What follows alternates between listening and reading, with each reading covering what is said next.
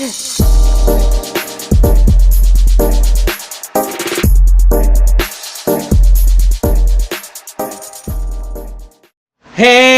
what's up, everybody? This is your boy Kenny, and this is Unsung Season 13, and this episode is about special ed.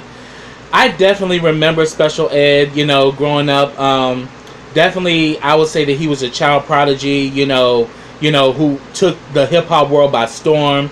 He still today is still respected, and, he's still respected and revered by hip hop culture and the hip hop legacy. Special ed was definitely ahead of his time, and he was definitely one of the best MCs to do it. And he did it. He literally became a big name at the age of 16 years old, where a lot of his proteges were 18 and older. He was literally a kid, but yet he can hold his own with some of the best. So, from the late 80s and early 90s, he was probably one of the best lyrical MCs out there.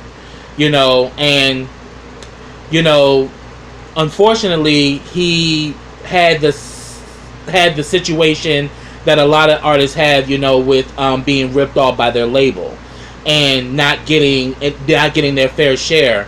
But the one thing I definitely respect about Special Ed is that he was one artist that fought the label back. He was pretty much David, the label was Goliath, and he had a slingshot, and he was ready to handle business. But in the process of that, he got blackballed, so therefore, that led to the demise of his mainstream career. But he's still a relevant figure in hip hop and very revered and respected by some of the best in hip hop.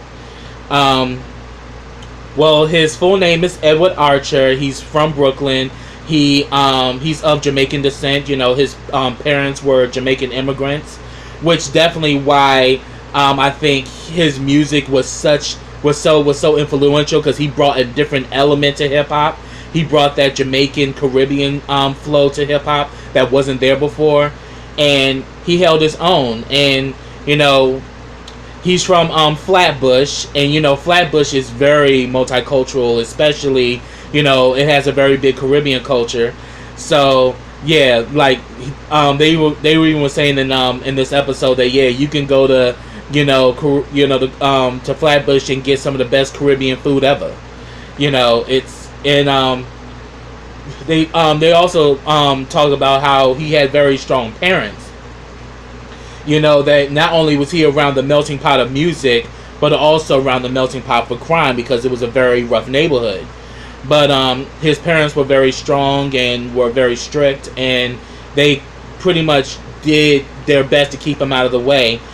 And then he pretty much said that some of his influences as far as music were Bob Marley, Peter Tosh, Jimmy Cliff, Yellow Man. Like he really had a very strong connection to Caribbean rhythm, as well as Caribbean music. And he started really getting into poetry around the age of 14, and I think it's because of his poetic nature is what made him a very great lyrical MC, because that's the main thing everyone noticed about Special Ed, is that he had lyrics that'll literally make you sit back like, did this motherfucker just say this? Let me rewind that back. He definitely had that kind of gift, that kind of flow of wordplay. He meets producer Howie T at 14 years old. And he ends up, I think, signing with Profile Records. But then there was like a hold on it because he was underage. It had to go through the courts, which took months. So while he's waiting, and the thing is, he's young, so he's a young kid, and how we are as youngins. We want it, and we want it now. So while this whole thing was going up, he starts ducking school. He starts getting into some trouble where he never actually committed a crime, but he had misdemeanors, and he ends up getting sent to this program called Operation Success, and while he was there, he learned accounting. But then in the meantime, he was still working with Howie T on tracks and everything. So finally, the song that I definitely know him from, and as one of his big hits was "I Got It Made," which was his debut, and it went to the top 10 on the rap charts. And within that whole song, "I Got It Made," you got not only his lyrical genius, but you also got his confidence and his vibrato. Like, he was a 16-year-old kid, but he was letting you know, I hold my own, and ain't nobody gonna knock me down. So, and he was, saying that, he spoke, like the song "I Got It Made," it was like he was speaking his greatness into existence, and that's exactly what happened. And he definitely had his own style and his own flair that wasn't there, so his debut album, I think, was called "Youngest in Charge," and then also he had another song, "Think About It," which was another track I love. I definitely remember the video, and he's riding on one of those, like I forgot what they're called. It's like you ride him on the water, but you see in the whole video he's riding on this thing. I think it's called like a Hoover Round or something like that. If I'm wrong, correct me in the comments.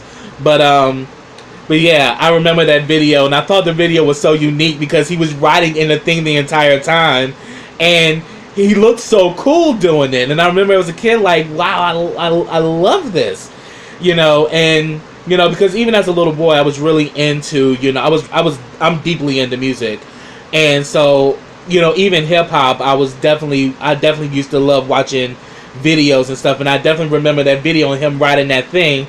And I just thought it was really cool because he was outrunning everybody with that, and he was holding his own on that. And he even talks about that, in the while making the video, they had to put sand on it because he was so small that they had to put sand in it so he can control it and it wouldn't tilt over. But yeah, and then. They talk about, his first tour where he tours with the likes of Public Enemy, Run DMC, Monty Love, and you really see that, here it is, he's up there with the likes of Queen Latifah and all of these big hip-hop names, and he's holding his own at 16 years old. That is power, that's excellence, that's greatness right there. And they also talk about another song that he was known for, "I'm the Magnificent," which Malcolm Jamal Warner did the video. He directed the video for that song, and they became close friends. And he definitely made an appearance on the Cosby Show as well as the movie Juice. So, him working with Malcolm definitely also did some things for his career too. And we know that definitely Malcolm has a good ear for music. And he also plays music as well, so that was pretty cool that the two of them jailed. And I can definitely, and I definitely liked "I'm the Magnificent" because it really again showed his confidence as well as his bravado. So timeless. And then while he's at the height of his career, he gets his check, and I think it's like for like $120,000, I believe, and he immediately would kind of clock it like, yo, this check is short, what's going on, like, where's my money? And the thing is, his debut album went gold, so therefore, due to the fact that it went gold, he was supposed to have gotten a contract bonus, which I think would have been, like, I think in total he was supposed to get about $480,000, but that's not what happened. And he said the way that they did it is that they had it set up where the money he was supposed to have received, they kind of put it on his next album. So pretty much he said that all I received was like a 12% payout, but then for my next project, I was going to pay for everything.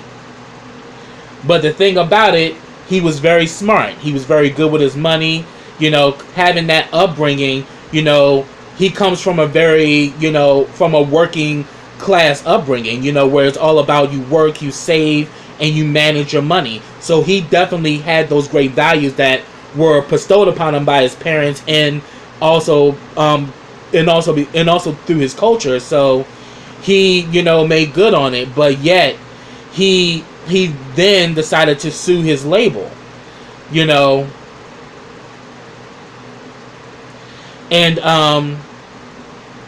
he definitely goes toe to toe with Goliath, and we definitely see that like later on in the 90s, he still was pulling them out. Like Come On Let's Move It came out. That was a top 30 hit. He actually dances in the video too, so that was something different. And another thing is that he was a ladies' man, and pretty much they said that his lady count was like toe to toe with Big Daddy Kane, because we know Big Daddy Kane was a ladies' man, but so was Special Ed, and the girls was loving him. The ladies, their moms, their aunties. He was getting all kind of women that were going on to him because, one, he was attractive. He had a Jamaican accent, and he knew how to pull it out to get the girls swooning. So I was like, all right, player, I ain't mad at you. That's real.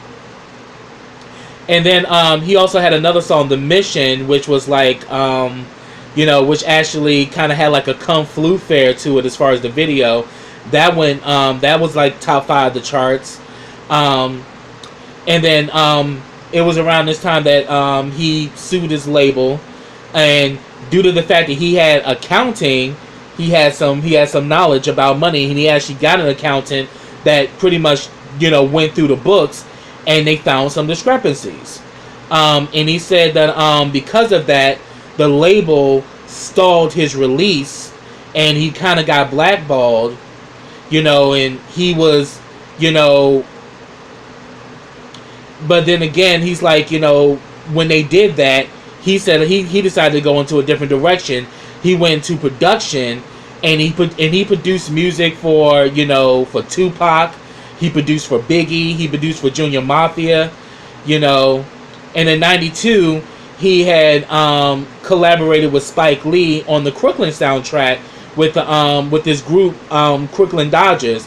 And I remember there's the song that he did actually appeared at the end of the movie during the closing credits.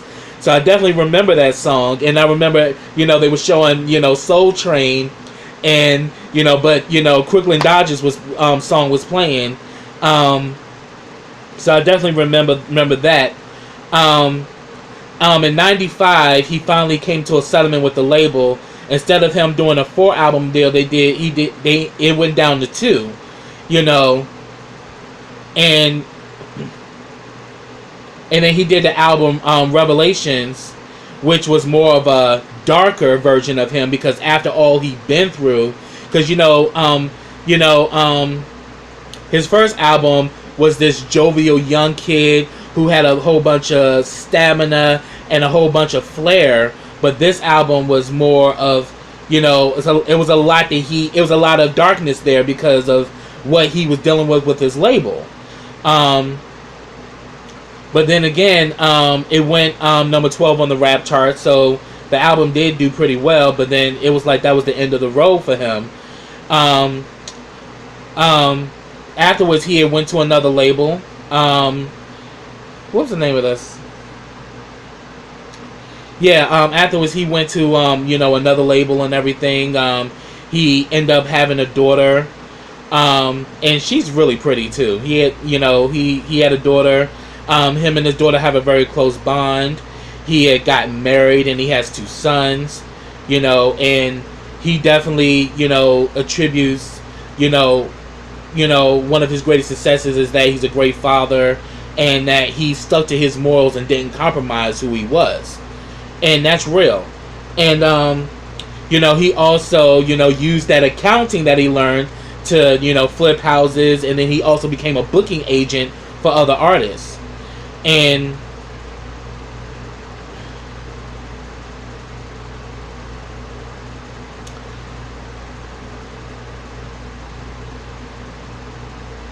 oh yeah, and that was another song I mentioned. I forgot to mention. I knew it was something else I was forgetting. Like on the album Revelations, he had a song called Never Go Back, which actually sampled The Look of Love by Isaac Hayes, you know, and that was a really hot track too. That I remember when that track came out. That track was the shit.